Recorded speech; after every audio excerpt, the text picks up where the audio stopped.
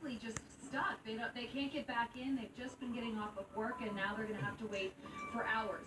Again, we're here in El Cajon. Calls came in about an hour ago of an active shooter situation.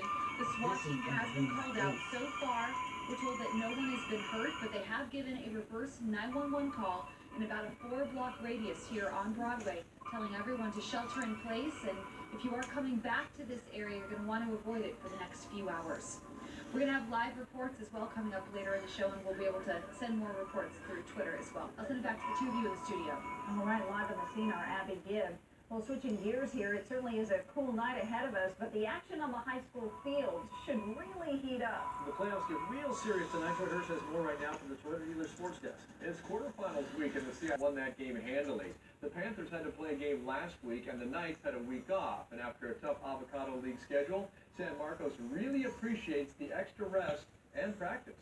Whenever you get a bye going to the playoffs, it gives you a chance to get healthy. The JV kids you bring up, it gives them a chance to kind of acclimate.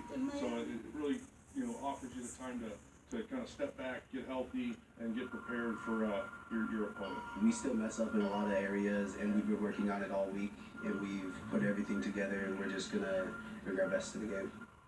North County Clash is our Goodwill game of the week. It kicks off in just a few minutes, and Goodwill will accept donations of household items right there at the game. The Aztecs head north to Wyoming to play a very dangerous Cowboys team tomorrow, and the boys from the beach town will face some pretty chilly weather. The forecast in Laramie calls for temperatures around 45 degrees at kickoff, which actually is not too bad for mid-November in the mountains. The Aztecs have played in some tough conditions already. Pretty cold in Nevada last week, and they played in a rainstorm at Utah State and won both those games. They've got the perfect team to play in such conditions. They run the ball a lot and play really good defense. Plus, Coach Rocky Long once served as an assistant coach in Wyoming, and he says cold doesn't really play a factor.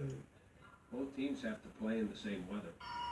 It cracks me up all the time. You go to places and they say, well, they're used to it. They're not used to it. They practice in the afternoons. They don't practice at night. And a lot of them have indoor practice fields, so they practice inside. They don't practice outside.